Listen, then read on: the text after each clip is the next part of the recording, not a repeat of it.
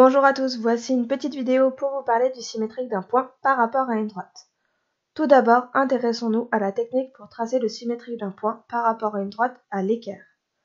Je vais tout d'abord tracer le symétrique du point A par rapport à la droite D pour faire un exemple. Je prends donc mon équerre et je vais tracer une perpendiculaire à la droite D passant par A. Une fois que l'équerre est bien placé, je vais tracer ma droite perpendiculaire et je pense à la prolonger de l'autre côté de la droite D. Pour cela, soit je décale mon équerre, soit je récupère une règle et je vais prolonger mon trait. Une fois que mon équerre est bien placé, je prolonge. Je vais donc à présent me débarrasser de l'équerre et je vais reporter la distance entre la droite D et le point A de l'autre côté. Pour cela, je peux utiliser soit la règle, soit le compas. Le compas étant plus précis, je préfère cette technique-là. Je vais donc piquer le compas sur la droite D à l'intersection avec la droite perpendiculaire que je viens de tracer. Et je vais prendre l'écart avec le point A. Une fois que j'ai pris le bon écart, je vais pouvoir reporter la longueur de l'autre côté. Donc, j'ai pris le bon écart, je fais tourner mon compas et je trace en face un arc de cercle qui va couper la droite perpendiculaire que j'avais tracée un peu plus tôt. À l'intersection, c'est le symétrique du point A, qu'on appelle souvent A', c'est-à-dire A avec un apostrophe. Et je remarque, d'après les différentes techniques que je viens de faire, que j'ai bien fait un angle droit entre la droite D et le segment AA', et qu'en plus, la droite D passe au milieu du segment AA'. On dit que D est la médiatrice du segment AA'.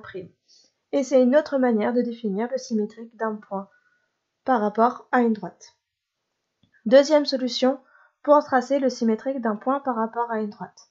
Je peux utiliser le compas, uniquement le compas. Pour cela, je prends un compas et je pique où je veux sur mon axe de symétrie, donc où je veux sur la droite D.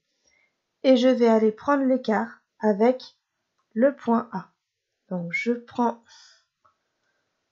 l'écart, je vérifie que tout est bien installé. Et une fois que tout est bon, je vais faire tourner mon compas et en face du point A, je vais tracer un arc de cercle. Et je vais ensuite piquer ailleurs sur la droite D. Je peux piquer où je veux, juste à côté ou beaucoup plus loin. Si je vais beaucoup plus loin, ça sera normalement plus facile à voir. Donc j'essaye en général de faire une fois en bas de la droite, une fois en haut. Une fois que j'ai piqué ailleurs, je vais de nouveau prendre l'écart entre ma droite et le point A avec mon compas. Donc, je récupère le bon écartement. Et une fois que c'est fait, je vais aller tracer en face un arc de cercle qui va couper le premier. Et l'endroit où ça se croise, c'est le symétrique du point A, qu'on appelle, comme je l'ai dit tout à l'heure, souvent A'.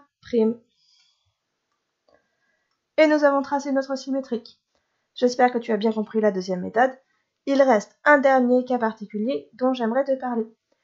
Quand le point n'est pas en dehors de la droite D, mais sur la droite dont j'aimerais faire le symétrique. Par exemple, ici, le point A, il est sur la droite D et j'aimerais faire le symétrique du point A par rapport à la droite D. Dans ce cas-là, qu'est-ce que je fais? Eh bien, il n'y a rien à faire en fait. Le symétrique du point A est au même endroit que le point A lui-même. Donc, je vais tout simplement pouvoir dire que le point A' est au même endroit que le point A et rajouter le nom du point. J'espère que tu as tout compris, n'hésite pas à revoir la vidéo si besoin et à bientôt en classe.